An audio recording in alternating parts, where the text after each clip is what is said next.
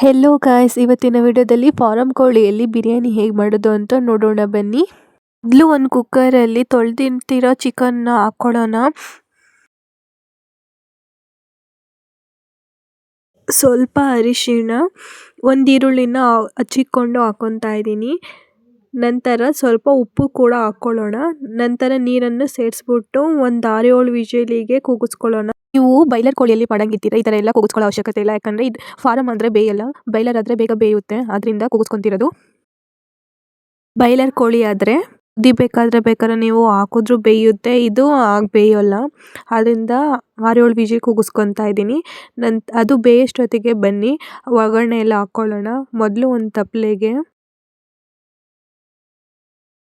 ಎಣ್ಣೆ ಹಾಕ್ಕೊತಾ ಇದ್ದೀವಿ. ಎಣ್ಣೆ ಚೆನ್ನಾಗಿ ಕಾದ ನಂತರ ಆನಿಯನ್ ಹಾಕ್ಕೊಳ್ಳೋಣ. ಆನಿಯನ್ನು ಬ್ರೌನ್ ಕಲರ್ ಬರೋವರೆಗೂ ಫ್ರೈ ಮಾಡ್ಕೊಳ್ಳೋಣ. ಫ್ರೈ ಆದ ನಂತರ ಕೊತ್ತಂಬರಿ ಸೊಪ್ಪು, ಪುದೀನ, ಟೊಮಾಟೊ, ಮೆಣಸಿನ್ಕಾಯಿನ ಹಾಕ್ಕೊಳ್ಳೋಣ. ನಂತರ ಶುಂಠಿ ಬೆಳ್ಳುಳ್ಳಿ ಪೇಸ್ಟು, ಕೊತ್ತಂಬರಿ ಪೇಸ್ಟು, ಈರುಳ್ಳಿ ಪೇಸ್ಟು ಹಾಕ್ಕೊಳ್ಳೋಣ.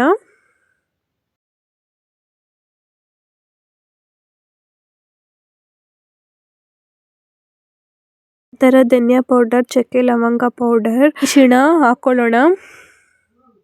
ರುಚಿಗೆ ತಕ್ಕಷ್ಟು ಉಪ್ಪು ಹಾಕ್ಕೊಳ್ಳೋಣ. ಬಿರಿಯಾನಿ ಕಲರ್ ಕೂಡ ಹಾಕ್ಕೊಳ್ಳೋಣ. ಹಾಕ್ಬಿಟ್ಟು ಎಲ್ಲ ಸ್ವಲ್ಪ ಚೆನ್ನಾಗಿ ಮಿಕ್ಸ್ ಮಾಡಿಬಿಟ್ಟು ಒಂದು 5 ನಿಮಿಷ ಮುಚ್ಚಳವನ್ನು ಮುಚ್ಚಿ ಬಿಡೋಣ. ನಂತರ ಮೆಂತ್ಯ ಸೊಪ್ಪನ್ನ ಹಾಕ್ಕೊಳ್ಳೋಣ. ನಂತರ ನೀರನ್ನ ಹಾಕ್ಕೊಳ್ಳೋಣ. ನೀರನ್ನ ಚೆನ್ನಾಗಿ ಉಕ್ಕಿ ಬರೋ ತನಕ, ಉಕ್ಕಿ ಬರೋಷ್ಟೊತ್ತಿಗೆ ಅಕ್ಕಿಯನ್ನು ತೊಳೆದಿಟ್ಕೊಳ್ಳೋಣ. ಅಕ್ಕಿಯನ್ನು ಒಂದು 2-3 ಸತಿ ತೊಳೆದಿಟ್ಕೊಳ್ಳೋಣ.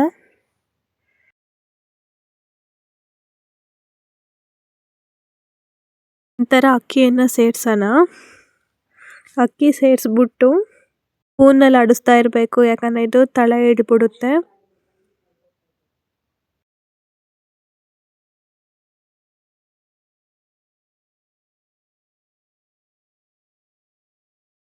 ಈ ಎಲ್ಲ ಬಂದಾದಮೇಲೆ ವಿಜಲಲ್ಲಿ ಕೂಗಿಸ್ಕೊಂಡಿರೋ ಚಿಕನ್ನ ಆ್ಯಡ್ ಮಾಡ್ಕೊಳ್ಳೋಣ.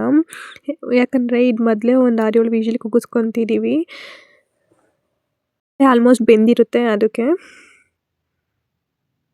ನಂತರ ದಮ್ ಕಟ್ಟೋಣ. ನಿಮಿಷ ದಮ್ ಕಟ್ಟಿದ ಮೇಲೆ ಮುಚ್ಚಳವನ್ನು ತೆಗೆದು ನೋಡೋಣ. ನೋಡಿ ಗಾಯ್ಸ್, ಈಗ ರುಚಿಕರವಾದ ಬಿರಿಯಾನಿ ರೆಡಿಯಾಗಿದೆ.